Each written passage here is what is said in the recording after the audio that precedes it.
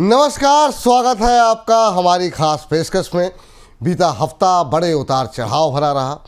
बीते हफ्ते में एक समय बात हो रही थी कि क्या हम 25,000 को जब क्रॉस करा तो हमको लगा कि शायद ये नई ऊंचाइयां की तरफ बढ़ रहा है क्या बाजार।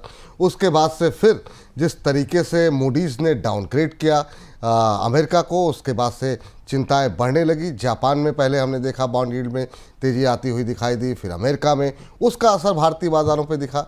हालांकि हफ्ते के अंत होते होते हमने देखा बाज़ार में एक अच्छी रिकवरी भी आती हुई दिखाई दी। अब यहाँ से बाज़ार की चाल क्या होगी? क्या भारतीय बाज़ार के पास ऐसे कारण है जिसके कि वो अब नया हाई छू सकता है? और अगर नया हाई छुएगा तो वो कब तक हो सकता है? क्या इस साल में ही हो सकता है? इसके अलावा जो बहुत सारे अंतर्राष्ट्रीय और राष्ट्रीय संकेत हैं वो भारतीय बाज़ारों पे किस तरीके से संकेत डाल सकते हैं। चौथी तिमाही के नतीजे काफ़ी सारे आ चुके हैं, ऑलमोस्ट आ चुके हैं। उसके बाद से भारतीय बाज़ारों की चाल कैसी रह सकती है, अगले महीने की चाल कैसे रख सकती है, इन तमाम पहलुओं पे बातचीत करते हैं। और इन तमाम पहलुओं पे बातचीत करने के लिए हमारे साथ आज के विशेष मेहमान मार्केट वेटरन सुनील सुब्रमण्यम साहब हमारे साथ जुड़ रहे हैं। सुनील सर, बहुत बहुत स्वागत आज की इस विशेष चर्चा का हिस्सा बनने के लिए। सर धन्यवाद। सर, बीते दिनों में जब आपसे लास्ट टाइम बात हुई थी और अब तक बहुत कुछ बदला है। ख़ास तौर से हिंदुस्तान पाकिस्तान का हमने युद्ध देखा, हमने ट्रेड वॉर के लेकर के स्थितियां बदलती हुई दिखाई दी, अब वो सेटल होती हुई दिखाई दे रही हैं। आप सर अभी बड़ी चिंता बाज़ार के लिए क्या मान रहे हैं? अभी जो सिचुएशन खासतौर से अमेरिका से आ रही है, क्या वो कंसर्न इतना बड़ा है जो भारतीय बाज़ारों को मीडियम टर्म में या शॉर्ट टर्म में ज़्यादा प्रभावित कर सकता है? आप कैसे देख रहे हैं? नहीं, मेरा ये मानना नहीं है। देखिए, ये मूडीज का जो डाउनग्रेड की आपने बात किया ना, उसके पहले ही बाकी दो रेटिंग एजेंसी ने तो डाउनग्रेड किया ही है। सेकेंड, यूएस का तो डेट टू जीडीपी धीरे धीरे बढ़ते बढ़ते अब 125% ऑफ जीडीपी बढ़ गया, ये सबको पता था। तीसरी बात है, उनकी इंटरेस्ट बर्डन इसके कारण जो बढ़ती जा रही है वो भी ओपन नहीं थी। और इस साल करीबन उनका 7 से 9 बिलियन डॉलर का रीफाइनेंस की बात थी, तो इसलिए ये सब चीजें खुलेआम थी मार्केट में। मगर एक मूडीज जैसे बड़े एजेंसी शायद जब डाउनग्रेड अनाउंस करते हैं तो इस वक्त पे जो उन्होंने किया, शायद उसके वो मार्केट में थोड़ी डरावट आ गई थी। पर मेरा मानना है कि ये प्रॉब्लम ऐसा नहीं कि मूडीज के डाउनग्रेड के कारण ही अमेरिका की डेट बर्डन के बारे में या फिजिकल स्थिति के बारे में पता चला, ये ठीक नहीं है। ये एक सेंटिमेंटल फैक्टर होगा कि शायद अमेरिका का इतना एक AAA कंट्री जो थी बहुत सालों से, वो स्थिति अब नहीं रही। मगर एक तरह से मार्केट को वो पता था, क्योंकि उसके पहले ही आपने देखा स्टॉक मार्केट की गिरावट और यूएस की जो यील्ड्स की बढ़त थी वो पहले ही बढ़ रही थी। तो मेरा मानना है कि ये एक्चुअल डाउनग्रेड इतनी बात नहीं है। मगर यस, यूएस की फिजिकल हालत जरूर एक चिंता की चीज है, क्योंकि उतना तक एक रिस्क फैक्टर बढ़ता है। क्योंकि अब सबसे बड़ी देश वर्ल्ड में, उसकी क्रेडिट के ऊपर थोड़ी डाउट है। क्या वो रिफाइनेंस कर पाएगी? तो क्या इंटरेस्ट रेट्स उसकी और भी बढ़ सकती है। उसके साथ अभी वो एक टैक्स बिल भी पास हो गया है, तो उसमें से गवर्नमेंट का इनकम भी नुकसान हो सकती है। तो ये सब चीजों के बाद थोड़ी बहुत यूएस के बारे में चिंता है। तो एक रिस्क ऑफ सिचुएशन जनरली बन सकता है। मगर typically American markets bounce back करती है ये न्यूज को अब्सॉर्ब करके। इसलिए मेरा मानना है कि ये खाली डाउनग्रेड के कारण कोई चिंता नहीं है, मगर ओवरऑल यूएस की जो स्थिति है वो उसमें सुधार कैसे आ सकती है हमें देखना चाहिए। कि पहली चीज, ये जो टैरिफ की अनसर्टेनिटी है। अब मान लीजिए कि मेरा जो डेटा है वो बता रहा है कि करीबन यूएस की टोटल इंपोर्ट्स जो है 3 ट्रिलियन डॉलर की है। और समझिए ये टैरिफ के चीज में 15% एवरेज टैरिफ पे आके रुकती है, तो करीबन समझिए कि 450 बिलियन यानी आधा ट्रिलियन डॉलर अमेरिका का एनुअल इनकम बढ़ेगा। तो नेचुरली इससे थोड़ी राहत मिलेगी अमेरिका को। सेकेंड बात, ये अनसर्टेनिटी खत्म होगी तो वापस एक पॉजिटिविटी अमेरिकन कंपनीज की ग्रोथ के ऊपर आएगी। तो मेरा मानना है कि एक शॉर्ट टर्म ट्रिगर था जो नेगेटिव था, मगर ओवरऑल मार्केट के लिए ये इतनी डरने की बात नहीं है, खास करके इंडिया के लिए।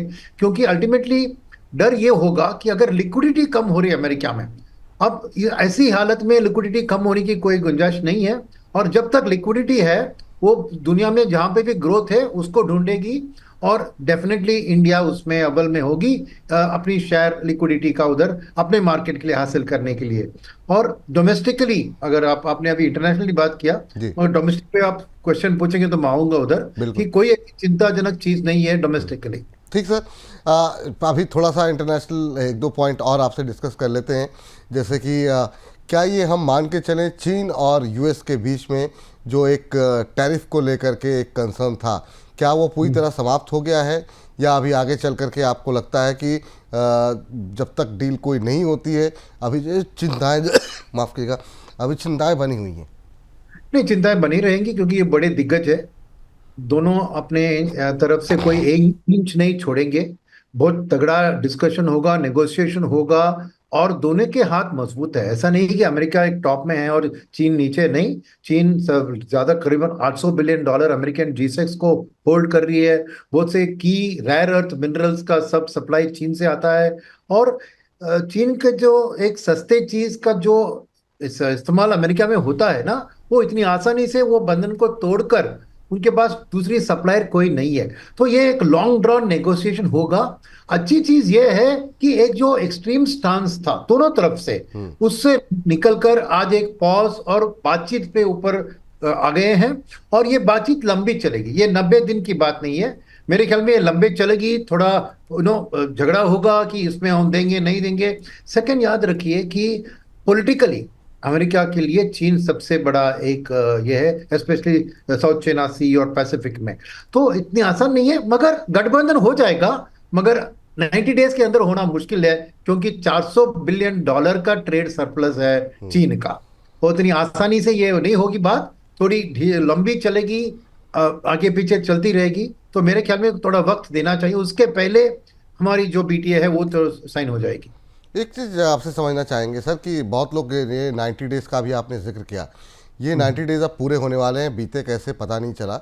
लेकिन क्या मतलब अगर ये 90 डेज़ होते हैं तो क्या यूएस की तरफ से फिर से जो पुरानी शर्तें थी वही लागू रहेंगी, या आपको लगता है कि अब उन शर्तों पे आना थोड़ा मुश्किल होगा, और ज़्यादा टाइम दिया जाएगा यूएस की तरफ से?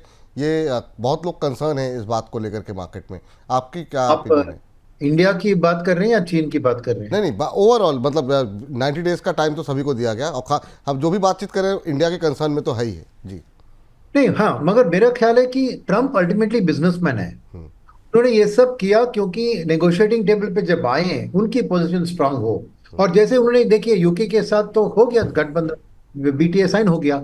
और मेरा मानना है कि क्रिसमस के अंदर वो ज्यादातर देश के साथ अपना BTA को साइन करेंगे, कोई दिक्कत नहीं होगी। चीन के साथ थोड़ी मेरे को लगती है कि और वक्त लगेगा। चीन के अलावा बाकी वो डील को क्लोज कर दे किसी ना किसी स्टेज पर। और मेरा मानना है कि अल्टीमेटली उनको भी पता है ये जो स्थिति है, बता रहे हैं कि मूडीज ने डाउनग्रेड किया उनकी डेट बर्डन। ऐसा नहीं है कि ट्रंप को ये नहीं पता है उनको भी। उन्होंने कहा कि एक शॉर्ट टर्म पेन ले रहे हैं। तो मेरा मानना है कि ये डील क्लोजिंग में अभी मूव करेंगे, हर देश के साथ 10-15% 20% जो भी है, कुछ ना कुछ डील को क्लोज आउट करके आगे की सोचेंगे। तो यही है मेरी कि ये बहुत लंबी तरफ नहीं चलेगी। स्पेशली इंडिया का अभी पीयूष गोयल भी जाके आ गए हैं, जी मगर हमारे चीफ नेगोशिएटर राजेश अग्रवाल जी अभी भी है उधर।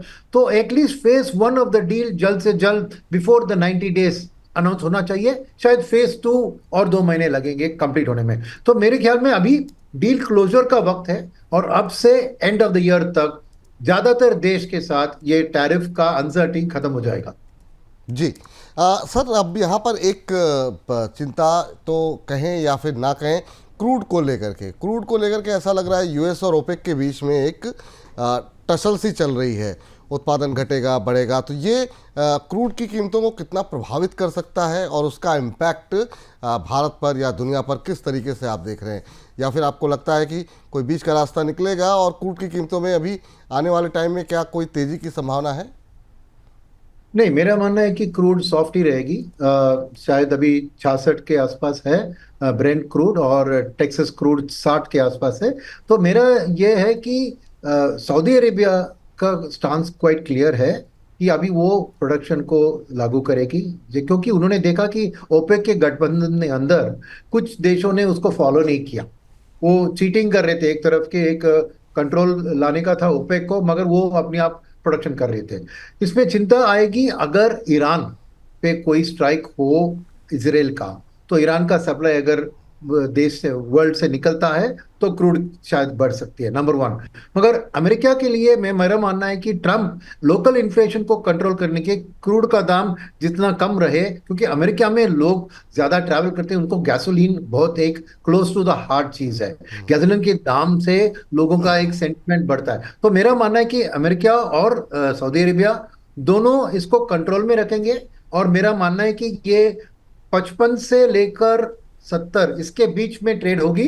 कई बैड न्यूज आएगी गल्फ में तो थोड़ी बढ़ सकती है, मगर ओवरऑल इसका आउटलुक मेरे लिए धीमी लग रहा है। अब इस चीज में इंडिया के लिए तो ये अच्छी बात है, क्योंकि हम 85% हमारा तेल इंपोर्ट करते हैं, तो इसीलिए हमारे लिए जितना कम हो तेल का दाम वो अच्छा है।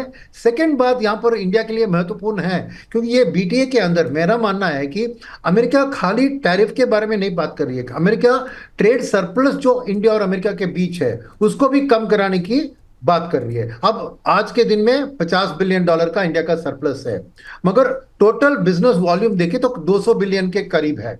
और उसको 500 बिलियन तक लेके जाने की बात मोदी और ट्रम्प की जो फर्स्ट मीटिंग हुई थी वहीं पे बात हुई थी कि मिशन 500 बाय 2030। अब मिशन 500 माने फिर भी ये जो भारत का ट्रेड सरप्लस है उसको बढ़ने नहीं देंगे ट्रम्प अमेरिका की ओर से। वो भी कहेंगे कि हमारी तरफ से कुछ खरीदिए तभी सही होगा। तो खरीदने वाली चीज सबसे अव्वल नंबर में होती है अमेरिकन तेल हमारे लिए। तो अगर हम तेल खरीद रहे हैं अमेरिका से तो वो एक अच्छी बात है, और तेल का दाम अगर कम है तो हमारे लिए इंपोर्टेड इन्फ्लेशन के लिए, फिस्कल करंट सबके लिए ये अच्छी बात है। तो मेरा मानना है कि एक रीजनेबल क्रूड प्राइस इंडिया के लिए बहुत बहुत फायदेमंद होगा, एक फिस्कल की तरफ से और इंडिविजुअल कंपनीज की तरफ से भी।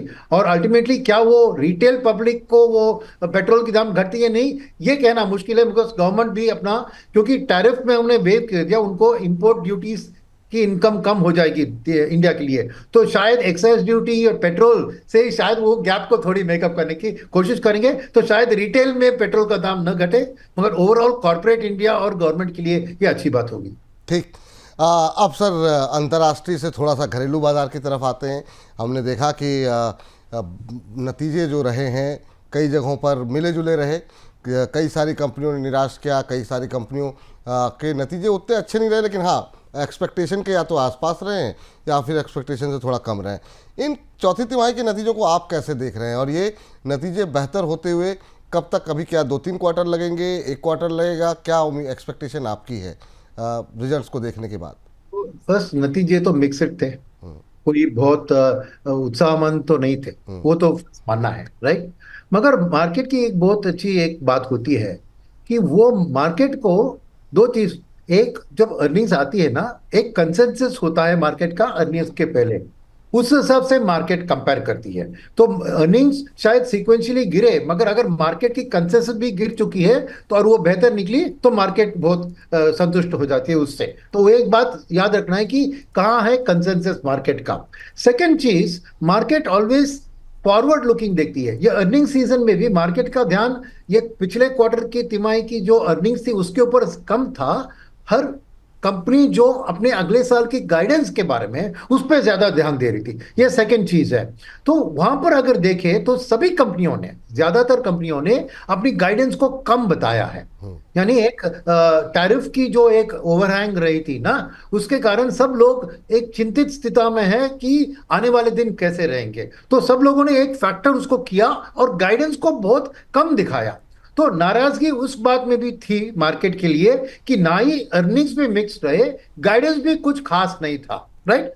अब आपने पूछा कि ये कब सुधरेगा, कभी सुधरने की बात होती है तो पहली बात है कि आप देखिए तो इसी क्वार्टर में सीक्वेंशियली अर्निंग्स ग्रोथ ठीक थी। मार्केट की उम्मीद के खिलाफ आपने कंपेयर किया तो कम रही है और गाइडेंस भी कम रही थी, मगर सीक्वेंशियली अच्छी रही थी। यानी कि ओवरऑल एक यू शेप्ड, यानी देखिए 2 तिमाही से कम हो रहे थे अर्निंग्स, अब यहाँ पे सीक्वेंशियली क्यू ऑन क्यू थोड़ी बड़ी है।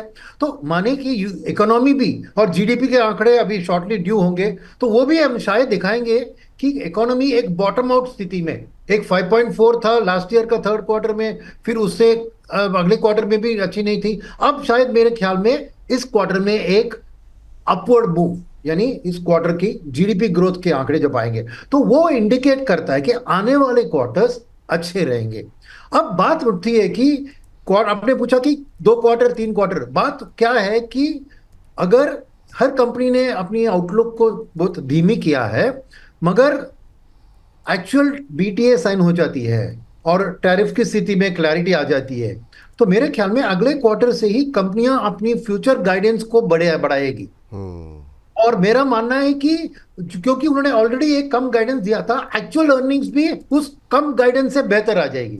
तो मेरा मानना है कि अर्निंग्स की आउटलुक बेहतर दिखेगी, दो आपको नंबर के हिसाब से ज्यादा कुछ फर्क नहीं होगा, मगर आपने देखा है कि जो एक पेसिमिज्म था उससे अगर थोड़ी भी बेहतर आ गई तो एक ऑप्टिमिज्म बिल्ड हो जाता है। तो मेरे ख्याल में अगले क्वार्टर से ही वो ऑप्टिमिज्म दिखने लगेगा और शायद आपको तो जो दिसंबर वाली क्वार्टर है, अक्टूबर नवंबर दिसंबर, वहां पे आपको एक अच्छा ग्रोथ भी दिखेगा। तो मेरा मानना है कि इस साल में आज के दिन में जो वैल्यूएशंस इस गाइडेंस को लेकर मार्केट में वैल्यूएशन बना रही है, उससे बेहतर ही आपको एक्चुअल अर्निंग्स निकलेंगे। तो इसीलिए मेरा मानना है कि एक पॉजिटिव स्थिति सामने उभरते हुए दिख रही है।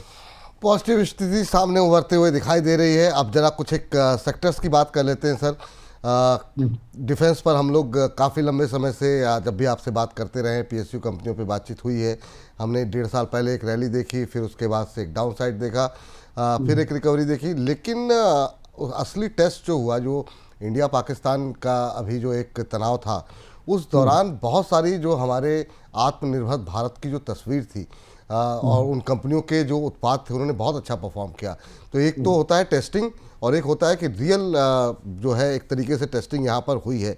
बहुत लोग कह रहे हैं कि अब इनके एक्सपोर्ट ऑर्डर काफ़ी ज़्यादा बढ़ सकते हैं कंपनियों के, जिस तरह की परफॉर्मेंस रही है, आकाशवीर की हो या बाकी बहुत सारी मिसाइलों की, अब सबकी। आप क्या आउटलुक देख रहे हैं, क्योंकि एक रैली अच्छी खासी आ चुकी है, क्या अभी और ज़्यादा अपसाइड की उम्मीदें हैं? क्या अब भविष्य आपको डिफेंस कंपनियों का पॉजिटिव लग रहा है? बहुत रिटेलर्स जो है इसमें पार्टिसिपेट कर चुके हैं। आपकी एक्सपेक्टेशन क्या है डिफेंस कंपनियों से? तो मेरा फर्स्ट चीज मैं कहूंगा कि 3 चीज है सामने जो मुझे पॉजिटिव दिख रही है। एक है कि 40,000 करोड़ की ऑर्डर खाली ये वॉर के कारण उनको मिल रही है, जो इस एक साल में पूरा करना है, क्योंकि जो ड्रोन्स को इस्तेमाल किया, जो यूएवी को इस्तेमाल किया, उसको रिप्लेस करना है। तो मेरी खबर यही है कि गवर्नमेंट ने फ्रेश ऑर्डर्स 40,000 करोड़ के लेवल तक रिलीज किया है, जो एक साल के अंदर पूरी करके सप्लाई होना है। तो नेचुरली अगले साल के डिफेंस के अर्निंग्स में ये नंबर्स आपको दिखेंगे। तो ये पहली पॉजिटिव चीज है, जो कि डेटा आ गया है और वो ऑर्डर्स किसको गए हैं ये भी करीबन सामने दिख रहे हैं। तो वो एक पॉजिटिव चीज है। सेकंड, जैसे आपने कहा, हमारी आत्मनिर्भरता का जो भी इनिशिएटिव था वो डिफेंस में बहुत अच्छा प्ले आउट किया, और बहुत से कंट्रीज है जो एशिया में और उस तरफ है जो हमारे ब्रह्मोस और ऐसे चीजों का ऑर्डर प्लेस कर सकते हैं। तो जैसे आपने कहा, बैटलफील्ड में टेस्टिंग एक है, उसका को थियरी में बताना, दूसरा बैटलफील्ड में टेस्टिंग अच्छा आया तो उसके कारण डेफिनेटली इनकी ऑर्डर बुक बढ़ सकती है। तीसरी बात यहां पर है जो इस वॉर के संबंधित नहीं है, मगर अमेरिका और यूरोप के बीच जो नेटो का एक ऑर्गेनाइजेशन है, नॉर्थ अटलांटिक ट्रीटी ऑर्गेनाइजेशन, इतनी सालों से अमेरिका ने एक सॉफ्ट क्लैरिटी दिया था कि नेटो का जो भी आर्म्स एंड आर्मामेंट्स है वो अमेरिका टेक केयर करेगी। इसलिए हर यूरोपियन देश ने कुछ ज्यादा अपने डिफेंस बजट के ऊपर ध्यान नहीं दिया। उन्हें सोचा कि अरे नेटो है, अमेरिका उसको फंड कर रही है, बच लेंगे हम। मगर अब बात नहीं है, ट्रंप के आने से ये साफ क्लियर है कि वो दूसरी देश को कोई सपोर्ट देने के इच्छा में नहीं है। तो अब हर यूरोपियन यूनियन में देश अपनी डिफेंस की बजट को बढ़ा रहा है, और इसलिए आप देखेंगे तो जब वो रिप्लेनिश करेंगे, ये इंडिया की जो सक्सेस दिखी है, डेफिनेटली उसका एक बहुत बड़ा ऑर्डर बुक यूरोप से हमें बढ़ता हुआ दिख रहा है। ये तीनों चीज के कारण मेरा मानना है कि पिछले साल का नंबर करीबन 22,000 करोड़ थे हमारे डिफेंस के एक्सपोर्ट्स, और अब क्योंकि गवर्नमेंट भी इसको बढ़ा रही है, तो करीबन 3 4 5 साल में भी 2029-30 तक ये डबल होकर, दोनों होकर 50,000 करोड़ तक डबल हो सकती है एक्सपोर्ट्स। तो इन सब चीजों के कारण नेचुरली जो डिफेंस में पहले जैसे आपने कहा लाइक लास्ट ईयर एक उछाल था क्योंकि गवर्नमेंट बहुत ऑर्डर्स प्लेस कर रही थी, फिर एक गिरावट आई क्योंकि ओवरऑल मार्केट में सिक्लिकल स्टॉक जैसे डिफेंस है वो जरूर बहुत मार पीटते हैं ऐसी स्थिति में। तो वहां से अभी ये जो वापस उभर के आ रहा है ना, तो ये नेचुरली एक रिटेल का बहुत दिलचस्पी है ये सब खबर सुन के, तो प्राइसेस बढ़ गई है। तो अब एज अ निवेशक अगर आप देखेंगे तो ये ज्यादातर गुड न्यूज आज इन दामों में है। हम्म। ओके, जो पब्लिक डोमेन में है ये 40,000 करोड़ वाली बात या वो, मगर तो अगर साल डेढ़ साल की बात करें जो भी ऑर्डर बुक सामने आएंगे ये सब आएंगे, शायद आज के दाम में ये सब डिस्काउंटेड है। तो मेरा मानना है कि कोई एक साल की आउटलुक लेकर डेढ़ साल की आउटलुक लेके अब इसमें उतरना बहुत रिस्की है। मगर आपके पास 5 साल 3-5 साल का समय है, तो जरूर ये आपको एक नई भारत की नई जो ग्रोथ में उसमें ये बहुत शामिल है, और लॉन्ग टर्म के लिए डेफिनेटली ये वर्थ बाइंग है। तो मेरा मानना है कि लॉन्ग टर्म के लिए खरीद रहे तो एक स्टैगर्ड तरीके से खरीदिए, क्योंकि सिक्लिकल सेक्टर है तो वॉल्टिलिटी रहेगी, और यहाँ पे ज्यादातर एक एफआईएस का सपोर्ट नहीं है, ये रोड रिटेल और लोकल एमएफ के दम पे चल रही है। तो उस हिसाब से देखें तो थोड़ी वॉल्टिलिटी रहेगी इसमें। तो एक स्टैगर्ड अप्रोच लेकर एक लॉन्ग टर्म निवेशक के लिए ये इंडिया का one of the fastest growing segments होने वाला है, मगर थोड़ी लंबी अवधि लीजिए आपकी एक आउटलुक के लिए, क्योंकि शॉर्ट टर्म में क्या होता है, मार्केट ऑलवेज एक ऐसी चीज होती है कि आगे जाती है फिर करेक्ट होता है, आगे जाती है करेक्ट होता है। ये अभी स्थिति में जब आगे चल गई है, तो अगर आपने ऑलरेडी एंटर किया तो होल्ड कीजिए, अब एंटर करना है तो क्लियर आपको 5 से 7 साल का नजरिया रख के फिर आप उतरिए इसमें। 5 से 7 साल का कम से कम नज़रिया यहाँ पर एटलीस्ट आपको रखना होगा। एक साल का जो सर कह रहे हैं कि अगर आपका नज़रिया है तो काफ़ी हद तक चीज़ें डिस्काउंटेड हैं प्राइसिंग में, और काफ़ी रैली यहाँ पर आ चुकी है। सर अब ज़रा थोड़ा सा पावर के बारे में बताइए। पावर कंजम्पशन को लेकर के काफ़ी सारी डिमांड काफ़ी ज़्यादा है, गर्मी हम देख रहे हैं हर साल बढ़ती हुई दिखाई दे रही है। शहरों में लेकिन वो रिफ्लेक्ट नहीं हुआ, उस तरीके से नहीं चले अब हाल फिलहाल के अंदर। पावर सेक्टर को लेके क्या आउटलुक है सर, वहाँ पे अभी भी पोजीशन बनाई जा सकती है क्या? देखिए, पावर के लिए डिमांड में कोई कमी नहीं है, डिमांड का बहुत स्ट्रांग ग्रोथ होने वाला है। स्पेशली जैसे अब देख रहे हैं ना, ये एआई रिलेटेड वर्ल्ड में भी आप देख रहे हैं तो बहुत पावर की डिमांड है, और इंडिया भी एआई में अभी अपना स्थान खुल रही है और जा रही है आगे। तो पावर का डिमांड में कोई कमी नहीं है, मगर क्या है कि पावर डिस्ट्रीब्यूशन ट्रांसमिशन कंपनीज में अभी भी बहुत लीकेजेस है। सेकंड है कि ये लॉन्ग जेस्टेशन प्रोजेक्ट्स है, तो यहाँ पर क्या है कि डिलेज हो सकता है। तो इसमें एक ऑलवेज एक गैप होती है कि आपको आउटलुक बहुत बेहतर दिख रही है, मगर स्टॉक्स में जो डिफेंस की बात की थी हमने, वो वैल्यूएशन में बहुत दिख गए, मगर वो कंप्लीट होने में, और इंडिया में प्रॉब्लम क्या है कि स्टेट इलेक्ट्रिसिटी बोर्ड्स वापस पैसा नहीं देते हैं पावर खरीद के, वो उनका एनपीए हो जाता है वो। तो इसमें पब्लिक सेक्टर का इन्वॉल्वमेंट के कारण मेरा मानना है कि ये थोड़ी रिस्की सेगमेंट है, और यहाँ पर अगेन एक शॉर्ट टर्म कॉल लेना, ओवरऑल लॉन्गर टर्म में मैं पावर आउटपुट और डिमांड के ऊपर बहुत बुलिश हूँ, कोई दिक्कत नहीं है। मगर स्टॉक मार्केट की ओर से देखें तो वैल्यूएशंस में वो ऑलरेडी दिख रही है, और थोड़ी सावधानी से रहें, यही मेरी एडवाइस होगी। थोड़ी सावधानी से रहें सर। यहाँ पे तो सावधानी से रहें, बैंक नहीं चल रहे हैं। बैंकों को लेकर के पीएसयू बैंकों में हमने देखा मिड कैप 1.5 साल हो गए करीब जहाँ खड़े थे उसी के इर्द गिर्द है। कुछ एक शेयरों में ज़रूर थोड़ा बहुत मोमेंटम रहा है, वैसे ओवरऑल बहुत अच्छे प्राइवेट सेक्टर के बैंक तो तब भी चले हैं। आपकी क्या राय है सर, वहाँ पर जिन लोगों की पोजीशन है या फिर जो लोग निवेश करना चाह रहे हैं, क्या करना चाहिए? क्योंकि काफ़ी लिक्विडिटी हमने देखा डिफेंस में, रेलवे में यहाँ पे गई। क्या अब ये लिक्विडिटी क्या बैंकों की तरफ आ सकती है? वहाँ पर कोई अपॉर्चुनिटी दिख रही है आपको? देखिए, प्राइवेट और पब्लिक सेक्टर बैंक की कंपैरिजन करें तो मेरा मानना है कि प्राइवेट सेक्टर की अगले 6 महीने के लिए आउटलुक पब्लिक से बेटर है, और यही दाम में भी दिख रहा है, और इसीलिए एफआईएस भी ज्यादा banking sector private sector banks को खरीद रहे हैं, उनको भी ये दिख रहा है। क्यों? बहुत सारी चीजें इसमें, 1 लाख करोड़ का बजट में गिव अवे, वो आइदर थ्रू सेविंग्स या थ्रू बोरोइंग्स बैंकिंग सिस्टम के थ्रू ही आना है, और इसमें प्राइवेट सेक्टर बैंक्स आगे रहेंगे क्योंकि पर्सनल रिटेल लेंडिंग में वो पीएसयू से आगे हैं। सेकंड, अभी रेट कट की एक माहौल दिख रही है सामने रिजर्व बैंक की, तो क्या होता है कि प्राइवेट सेक्टर के लिए उनकी जो लोन बुक होती है उसमें ऑटो लोन और personal loan fixed rate loan होते हैं। तो जब रेट कट आती है और वो डिपॉजिट में शायद कटाते हैं रेट को, तो उनकी निम एक्चुअली प्रोटेक्टेड रहती है, क्योंकि उनको रिप्राइस नहीं करना पड़ता है उनके एग्जिस्टिंग लोन को, राइट। तो ये उनके निम के लिए थोड़ी प्रोटेक्शन आ गई। हाउसिंग लोन में थोड़ी चैलेंज हो सकती है, बिकॉज वो ज्यादातर फ्लोटिंग रेट में होगी। मगर इनका जो एक टर्न अराउंड टाइम और बिजनेस ग्रोथ के लिए जो है, मेरा मानना है कि कंज्यूमर ड्यूरेबल, ऑटो और रियल्टी सेक्टर में इनकी लेंडिंग की जो पेस और टर्न अराउंड और क्विक एक्शन होती है ना, वो इनको मार्केट शेयर जरूर बढ़ाएगी। तो निम का प्रेशर हाउसिंग लोन सेगमेंट और कॉर्पोरेट सेगमेंट जरूर आएगा आरबीआई रेट के कारण, मगर वो वॉल्यूम से कॉम्पनसेट हो जाएगी शॉर्ट टर्म में। वेयर पब्लिक सेक्टर बैंक्स अभी भी उनका ज्यादातर कासा बैंक्स है, तो कितना ये कासा में जाके ये पैसा जो 1 लाख करोड़ की बात कर रहे हैं वो सेविंग्स अकाउंट्स में घुरता है, शायद उनको थोड़ी बेनिफिट। मगर उनका स्ट्रांग पॉइंट होता है कॉर्पोरेट और एमएसएमई लेंडिंग। अब वहां पे इंडिया में दिक्कत क्या है? इंडिया में दिक्कत है कि अभी भी प्राइवेट सेक्टर अपना कैपेसिटी एक्सपेंशन का काम अभी शुरू नहीं कर रही है, क्योंकि कैपेसिटी यूटिलाइजेशन अभी भी 75-76% में अटक गई है कुछ महीनों से।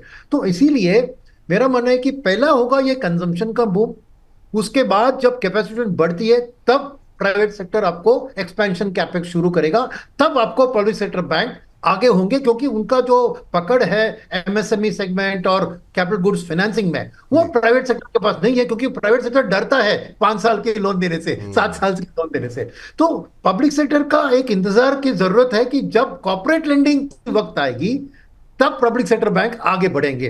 मगर वो वक्त कब आएगा ना, ये कहना कि 6 महीने में आएगा, 1 साल, 1.5 साल, वो एक अनसर्टेनिटी है। तो अगेन आउटलुक के ऊपर है। शॉर्ट टर्म का आउटलुक है तो सेफ्टी प्राइवेट बैंक्स में ही है, मगर आपके पास लंबी अवधि है, 2-3 साल के लिए अब होल्ड करने के लिए तैयार है, तो एक ना एक दिन वो प्राइवेट सेक्टर कैपेक्स जरूर आएगा और पब्लिक सेक्टर बैंक्स उसमें आगे बढ़ेंगे। तो तब आप, आज पब्लिक सेक्टर बैंक थोड़ी सस्ते हैं कंपेयर टू प्राइवेट सेक्टर, तो एक लॉन्ग टर्म तौर पे आप इनको अक्यूमुलेट कर सकते हैं। चलिए, तो पीएसयू बैंक्स में अगर आपको निवेश करना है तो कम से कम 2 से 3 साल का नज़रिया होना चाहिए। शॉर्ट टर्म, मीडियम टर्म का व्यू है तो अभी भी अगर आपको बैंकों में निवेश करना है तो प्राइवेट बैंक बेहतर है। और आपको अगर पीएसयू बैंक्स में अगर आपकी होल्डिंग है या फिर आप निवेश कर रहे हैं तो एटलीस्ट 2-3 साल का नज़रिए के साथ आप निवेश करें। समय आएगा, अच्छा समय आएगा, अच्छे दिन आएंगे। सर, समय की थोड़ी कमी है, आपकी व्यस्तता है, तो 2 आखिरी के महत्वपूर्ण सवाल मेरे रहेंगे। एक तो पहला सवाल सर कि अभी अगर पैसे लगाने हो, बहुत चूँकि हमारे पास डेली के हम शोज़ करते हैं बहुत सारे, सर 2 लाख रुपए हैं लगाने हो क्या करें, 1 लाख रुपए लगाने हो, कौन सी थीम अभी प्ले करनी चाहिए?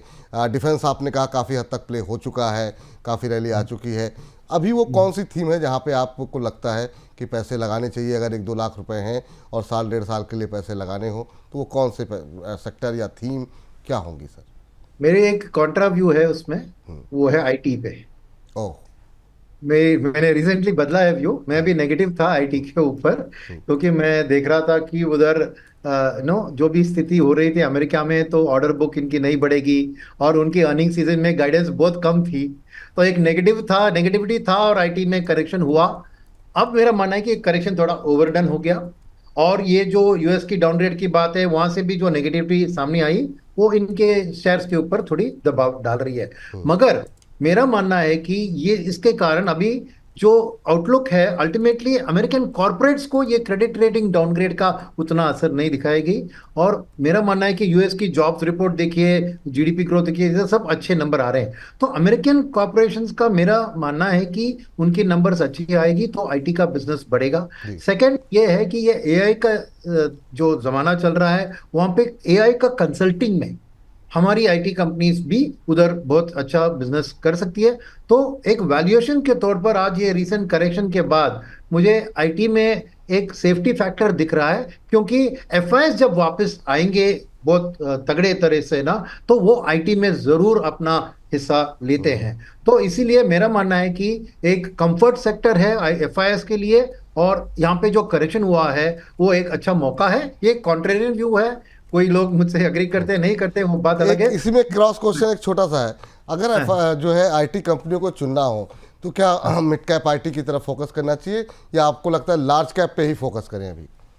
नहीं, देखिए, लार्ज कैप में सेफ्टी है, क्योंकि उनकी ग्रोथ लो सिंगल डिजिट पे ही रहेगी, एक सेफ्टी के कारण बढ़ेगी। But mid and small cap में मेरे को अच्छी ग्रोथ की ऑप्शन है, क्योंकि ये एआई की कंसल्टिंग के बाद ये सब मौके mid and small cap IT company he grab कर सकते हैं। तो मेरा मानना है कि एक बैलेंस पोर्टफोलियो कीजिए आईटी के अंदर, जहां पे आपको 30% लार्ज आईटी कंपनीज में रखिए और 60% मिड एंड स्मॉल कैप में रख सकते हैं। ठीक, 40-60%। तो फोकस जो है अब आईटी सेक्टर जो है वो अगला हो सकता है, वहाँ पे आप लोग ध्यान रख सकते हैं। आखिरी सवाल जो रहेगा वो हमारी जो आज की थीम है सर, पीछे बैकग्राउंड में भी आप देख रहे होंगे कि नया हाई कब बनेगा। तो क्या अभी के जो सर्कमस्टांसेस हैं तो उसको देखते हुए इस साल उम्मीद करें या ना करें, अगले साल का वेट करना होगा, क्योंकि रेट कट हम देख रहे हैं कि वो लगातार हो रहे हैं। अब 2 क्वार्टर बाकी हैं, जैसा कि आप कह रहे हैं, नतीजे भी आने वाले समय में बेहतर होते हुए दिखाई देंगे। यूएस के साथ जो है बीटीए की बातचीत चली रही है, ऐसे में घरेलू स्तर पे काफ़ी सारी चीज़ें पॉजिटिव दिखाई दे रही हैं। क्या ये चीज़ें उतनी पर्याप्त होंगी कि भारतीय बाजार को नए हाई पे ले जाएं? मेरा मानना है कि जिस दिन बीटीए साइन होता है उस दिन मार्केट नई ऊंचाई छुएगी। ओह, तो बड़ी बात कर दी सर, क्योंकि बीटीए तो कह रहे हैं कि बहुत जल्दी साइन होने नहीं, वाला वो है। पार्ट 1 है। पार्ट 1, ये हाँ, फेज 1, बिल्कुल पार्ट 1 है। पार्ट 2 पूरी बीटीए आएगी ना, क्योंकि उसमें देख रहे हैं कि जरूर ये जो बड़ी अनसर्टेनिटी, क्योंकि इंडिया का स्थिति जो है खाली $50 बिलियन का ट्रेड सरप्लस है, तो हमारे लिए रास्ता ऊपर ही है। चीन का प्रॉब्लम है, चीन का ही कुछ नुकसान हो सकता है, इंडिया के लिए अपसाइड ही है। मगर क्या है कि अनसर्टेनिटी है तो उसको जल्दी से खत्म होनी चाहिए, और वही अनसर्टेनिटी मार्केट को होल्ड बैक कर रही है। जैसे ही वो बीटीए वाली अनसर्टेनिटी निकल जाती है और कहते हैं कि ठीक है, अमेरिका और इंडिया ने गठबंधन कर दिया और 500 बिलियन के रास्ते में यही हम लेंगे रास्ता, जहां उधर पहुंचने के लिए $500 बिलियन का, तो वो एकदम आपको फ्लड गेट्स को खोलेगी, क्योंकि फॉरेनर भी लेके डोमेस्टिक भी लेके दोनों निवेश भरपूर करेंगे। तब ये अनसर्टेनिटी को बाहर निकलना है, वही है सबसे बड़ी इंडिया के लिए मेरे ख्याल में एक पॉजिटिव ट्रिगर का इंतजार। चलिए, बहुत बड़ी बात कही आपने। यूएस के साथ जिस दिन डील फाइनल हो जाएगी दोनों सारे चरणों की, उस दिन बाजार नया उच्चतम स्तर उस समय बन चुका होगा या उस दिन उसके इर्द गिर्द बनेगा, ये सुनील सर का मानना है।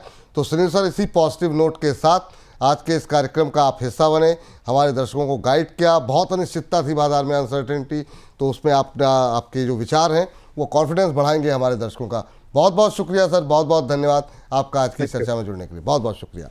तो हमारी इस विशेष पेशकश पे फिलहाल के लिए इतना ही। जो मोटी मोटी बातें निकल के आई हैं वो ये है कि अगर आप पीएसयू बैंक्स में पैसे लगा रहे हैं तो 3-4 साल के लिए लगाइए, इस सोच के साथ लगाइए, कम से कम 2 साल के नज़रिए के साथ लगाइए। अच्छे दिन आएंगे, लेकिन थोड़ा सा वक्त लग सकता है। शॉर्ट टर्म मीडियम टर्म का नज़रिया है तो आप जो है प्राइवेट बैंकों की तरफ जाएँ। डिफेंस में काफ़ी रैली आ चुकी है, अगर 5-7 साल का नज़रिया है तो फिर आपकी पोजीशन बनी रहनी चाहिए।